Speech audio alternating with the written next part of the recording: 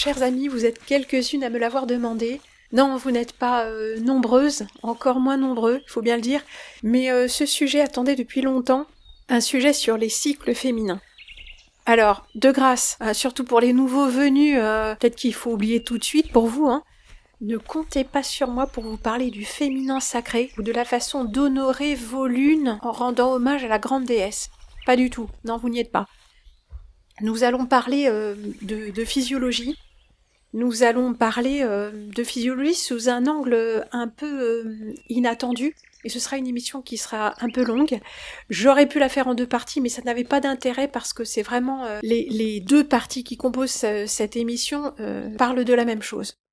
Alors si nous parlons d'autres aspects des cycles féminins, menstruation, grossesse, ménopause, si nous en parlons d'une autre manière, ce sera dans une autre émission, et bien sûr j'attends vos retours construits, pas juste des commentaires, tout ça, pour faire un courrier des spectateurs. Les hommes sont bienvenus aussi parce que leur vécu du féminin est tout aussi important que le vécu du féminin vu par lui-même. Bah oui, si nous les femmes, nous pouvons discourir sur le masculin, il est juste aussi que les hommes donnent leur point de vue sur leur vécu du féminin, les hommes qui vivent avec des femmes, les hommes qui ont avec des femmes conçu des enfants, élevé des enfants ou pas.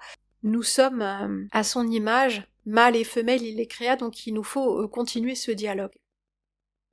En attendant, ça ne sera pas sur l'éditeur ordinaire, parce que ça va faire appel à tout un tas de notions qui peuvent être considérées comme relevant du médical. Alors vous savez, là, il y a des tas de trucs qui passent pas. Donc tout simplement, on va mettre ça ailleurs, sur Odyssée, à partir de 21h, si les réseaux fonctionnent, si j'ai le temps de tout faire. Voilà. Donc, avis à la population, sur Odyssée, dès que ce sera disponible.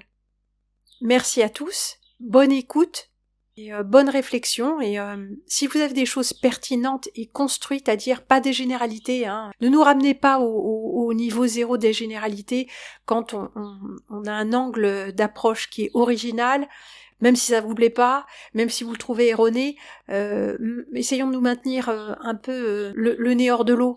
Merci à tous, à très vite.